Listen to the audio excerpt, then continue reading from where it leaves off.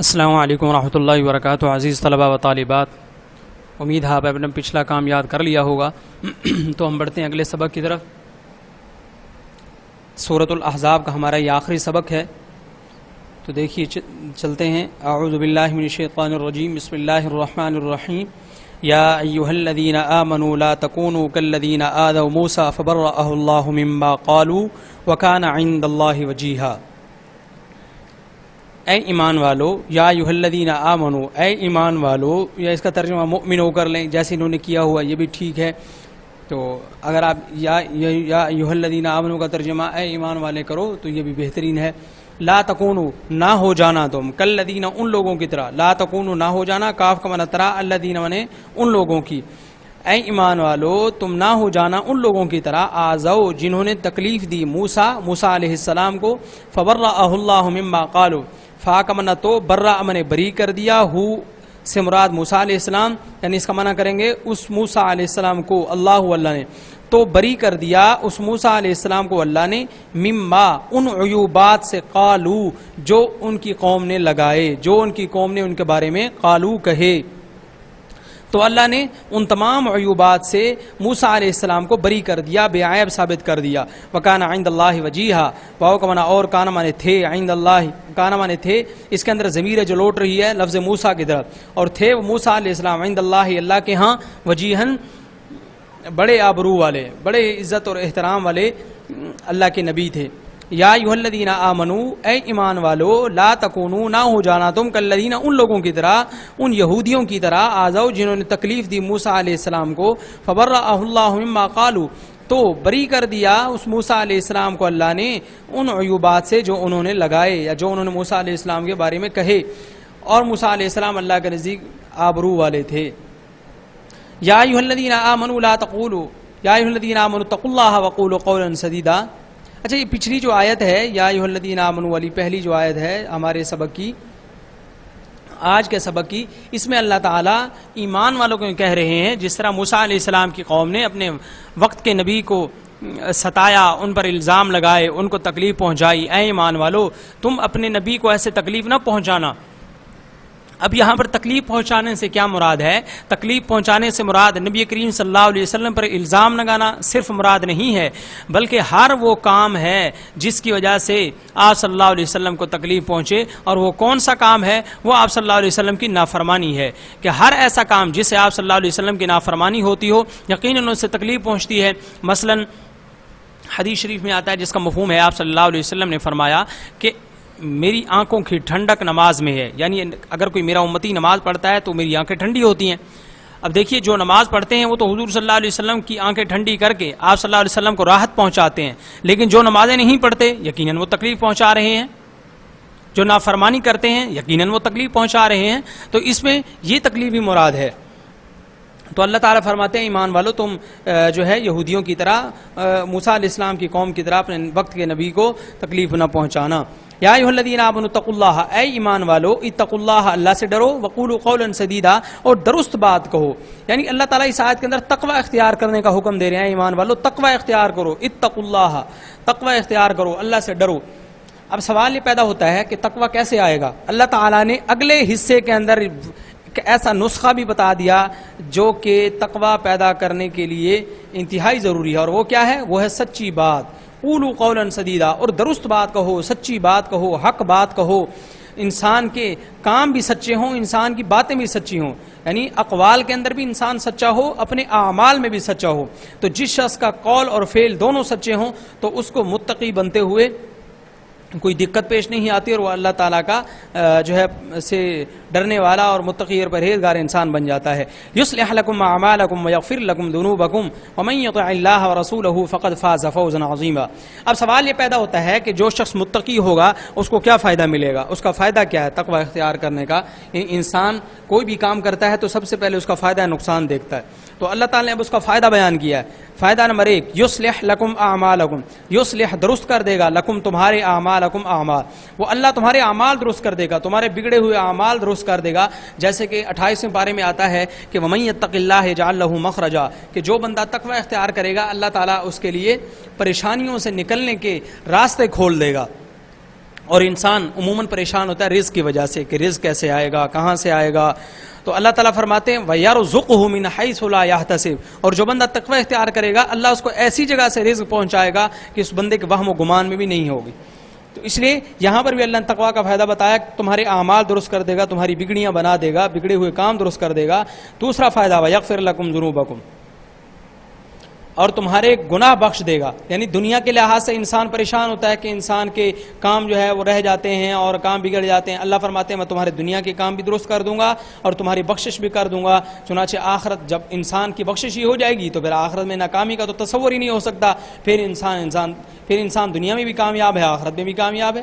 وَمَن يُطِعِ اللَّهَ وَرَسُولَهُ فَقَدْ فَازَ فَوْزًا عَظِيمًا. آگے اللہ تعالیٰ نے ایک اصول بیان کیا ہے کہ جو بندہ بھی اللہ اور اس کے رسول کی اطاعت کرے گا، اللہ اور اس کے رسول کی فرما برداری کرے گا، اللہ اور اس کے رسول کا کہا مانے گا، ان کے بتائے ہوئے طریقوں پر چلے گا، ان کے احکامات پر عمل کرے گا، فقد فاز فوزا عظیما، تو بے شک وہ بڑی مراد پائے گا.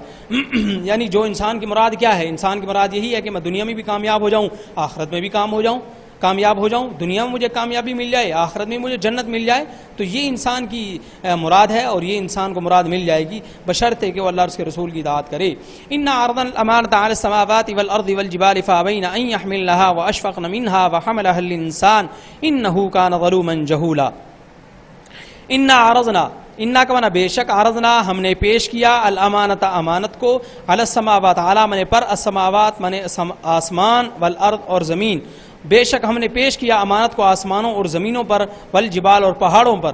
فابینا تو انکار کر دیا ان سب نے، ان یحملنها اس کو اٹھانے سے، اس امانت کو اٹھانے سے ان سب نے انکار کر دیا. واشفقن منها انکار کی وجہ کیا تھی؟ اور وہ ڈر گئیں اس سے. وحملها الانسان اور اٹھا لیا اس امانت کو انسان نے.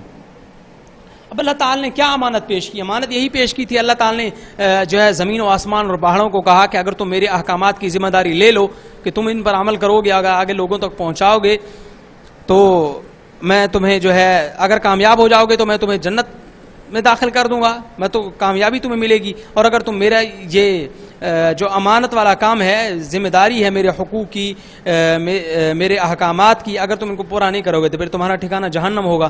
تو یہ زمین و آسمان اور پہاڑ یہ ڈر گئے، انہوں نے کہا کہ ہم سے کیسے ہو سکتا ہے کہ اللہ کے حقوق کو ہم بجا لائیں. تو یہ ڈر گئے، انہیں انکار کر دیا کہ یا اللہ ہمارے بس کی بات نہیں ہے. جب انسان کے سامنے یہ بات رکھی کہ انسان اگر تو میرے کاموں پر چلے گا تو تجھے جنت ملے گی، اگر تو میرے احکامات کو پورا کرے گا تو تجھے جنت ملے گی، جنت کی یہ خصوصیات ہیں، یہ کوالٹیز ہیں. تو انسان نے جب دیکھا تو انسان نے تو کہا یا اللہ پھر تو مجھے جنت چاہیے، میں ضرور آپ کے احکامات کو پورا کروں گا. تو انسان نے اس امانت کو اٹھا لیا. انہ کان ظلوما جہولا، اور بے شک وہ انسان ظالم اور جاہل ہے. ظالم ہے یعنی ناانصافی کرنے والا اپنے آپ کے ساتھ، اور جاہل ہے ناواقف ہے. انصاف اپنے آپ کے ساتھ انسان کیسے ناانصافی کرتا ہے کہ جب اللہ کے احکامات کو ٹھکراتا ہے تو اپنے آپ کو جہنم کے لیے تیار کر رہا ہے. تو یہ اپنے آپ کے ساتھ ظلم ہے کہ آدمی خود کو جہنم میں جھونک دے. اور ناواقف بھی ہے، کتنا ناواقف ہے کہ اس وقت امانت تو اٹھا لی، ذمہ داری تو اٹھا لی، اب اس کو یہ نہیں پتا کہ میں نے ذمہ داری پوری بھی کرنی ہے. اور یہ بھی یاد رکھیں کہ اس ظلوما جہولا سے مراد وہ لوگ ہیں، وہ کافر لوگ ہیں یا وہ مسلمان گناہ گار لوگ مراد ہیں جو اللہ تعالیٰ کے حقوق کو پورا نہیں کرتے، اپنی ذمہ داریاں پوری نہیں کرتے. اچھا، یہ جو امانت اللہ تعالیٰ نے پیش کی زمین و آسمان پہاڑوں پر، پھر انہوں نے انکار کیا، انسان نے اٹھایا، اور یہ اللہ تعالیٰ نے اپنے حکامات انسانوں کے ذمہ لگائے، اب انسانوں نے ان کو پورا کرنا ہے. اس کی حکمت کیا ہے؟ آخر یہ اللہ تعالیٰ نے کیوں ایسا کیا؟ لِيُعَذِّبَ اللَّهُ الْمُنَافِقِينَ لِيُعَذِّبَ اللَّهُ الْمُنَافِقِينَ وَالْمُنَافِقَاتِ وَالْمُشْرِكِينَ وَالْمُشْرِكَاتِ وَيَتُوبَ اللَّهُ عَلَى الْمُؤْمِنِينَ وَالْمُؤْمِنَاتِ وَكَانَ اللَّهُ غَفُورًا رَحِيمًا. اللہ تعالیٰ نے اس کی حکمت اور فائدہ بیان کیا. لِيُعَذِّبَ، کیونکہ سارے لوگ تو عمل کریں گے نہیں، کچھ عمل کریں گے، کچھ عمل نہیں کریں گے، کچھ اللہ کے احکامات پر عمل کریں گے، کچھ نہیں کریں گے، کچھ اللہ کا کہنا مانیں گے، کچھ نہیں مانیں گے. کوئی اللہ کو کہنا مانے گا تو کوئی رسول کا انکار کر دے گا، کوئی رسول کی باتوں پر عمل کرے گا تو ساری باتوں پر عمل نہیں کرے گا. تو اللہ تعالیٰ فرما رہے ہیں لیعذب، تاکہ عذاب دے اللہ تعالیٰ منافق مردوں کو اور منافق عورتوں کو، اور مشرک مردوں کو اور مشرک عورتوں کو. یہ اس لیے کہ جو منافق مرد اور عورت، مشرک مرد اور عورت اللہ کا کہا نہ مانے، پھر اللہ تعالیٰ ان کو عذاب دے. میں نے جمع مذکر اور جمع مؤنث کی آپ کو علامت بتائی تھی ان المسلمین والمسلمات والی آیات کے اندر. آپ کو یاد ہے تو ٹھیک، ورنہ وہاں سے وہ جا کر دیکھیں تاکہ آپ کو ذہن نشین ہو جائے دوبارہ. وَيَتُوبُ اللَّهُ عَلَى الْمُؤْمِنِينَ وَالْمُؤْمِنَاتِ، اور رحمت فرمائے اللہ تعالیٰ اور متوجہ ہو جائے اللہ تعالیٰ مومن مرد اور مومن عورتوں پر، یعنی مہربانی کرے، جو لوگ اللہ کی بات مانیں پھر اللہ تعالیٰ ان پر مہربان ہو جائے. یہ اس کی حکمت تھی کہ اللہ تعالیٰ نے یہ سارا نظام اور پھر انسان کو خلیفہ بنایا. اس کی وجہ اور اس کی حکمت یہ ہے. وکان اللہ غفور الرحیم، اور اللہ تعالیٰ بخشنے والا رحم فرمانے والا ہے. تو عزیز طلباء، ترجمہ آپ کے سامنے آ گیا، مختصر مفہوم بھی آپ کے سامنے آ گیا. یہ آگے الفاظ معنی ہیں، یہ آپ نے یاد کرنے ہیں. اور یہ نیچے سوال دیے ہوئے ہیں، سوال الاول السوال الثانی، کہ اہل ایمان کو حضرت موسیٰ علیہ السلام کی مثال دے کر کیا بات سمجھائی گئی ہے. قولوا قولا سدیدا کا مفہوم بتائیں ہمارے لیے اس میں کیا رہنمائی ہے. تو عزیز طلباء، یہ میرے پاس یونیک نوٹس کا جو سبق ہے وہ ہے الدرس السادس، چھٹا سبق، رکوع نمبر 9 ہے، آیات 69 تا 73 ہیں. تو عزیز طلباء، ان آیات کا آپ نے ترجمہ یاد کرنا ہے، ان کے MCQs آپ نے یاد کرنے ہیں. اور میرے پاس یونیک نوٹس پہ MCQs پیج نمبر 68 69 پہ ہیں، اور سوالات التمارین کے 69 کے آخر سے شروع ہو رہے ہیں. اور 2 سوال یونیک اس والے کتاب والے بھی ہیں. تیسرا سوال ہے کہ حضرت موسیٰ علیہ السلام کا اللہ تعالیٰ کے نزدیک کیا مرتبہ تھا، یہ سوال بھی یہاں پر موجود ہے، یہ بھی آپ نے یاد کرنا ہے. اس کے ساتھ اضافی سوالات میں سے سوال نمبر 4، سوال نمبر 5 اور سوال نمبر 6 آپ نے یاد کرنا ہے یونیک نوٹ سے. اور ہو سکتا ہے کہ صفحات آپ کے سامنے آگے پیچھے ہوں ایڈیشن کے تبدیل ہونے کی وجہ سے. تو بہرحال آپ نے 3 سوال تمارین کے اور 3 سوال اضافی سوالات کے، ٹوٹلی 6 سوال ہو جائیں گے. چھٹا سوال ہے اللہ تعالیٰ سیدھی بات کہنے والوں کو کیا انعام دیتا ہے. تو یہ 6 سوال عزیز طلباء آپ نے یاد کرنے ہیں. اور یہ پوری صورت ہماری الحمدللہ ختم ہو گئی. اللہ تعالیٰ ہمیں اس کے معانی، مفاہیم، احکامات کو سمجھنے کی، ان پر عمل کرنے کی توفیق نصیب فرمائے، اور پھر دوسرے لوگوں تک پہنچانے کی بھی توفیق نصیب فرمائے. ہم خود بھی ان احکامات کو سمجھیں، دوسروں کو بھی سمجھائیں، تاکہ ہم اپنی اس ذمہ داری سے بری ہو سکیں جو اللہ نے ہم پر لگائی ہے کہ خود بھی نیک کام کرو، دوسروں کو بھی نیکی کا حکم دو، خود بھی برائی سے بچو اور دوسروں کو بھی برائی سے بچنے کا حکم دو. السلام علیکم ورحمۃ اللہ وبرکاتہ.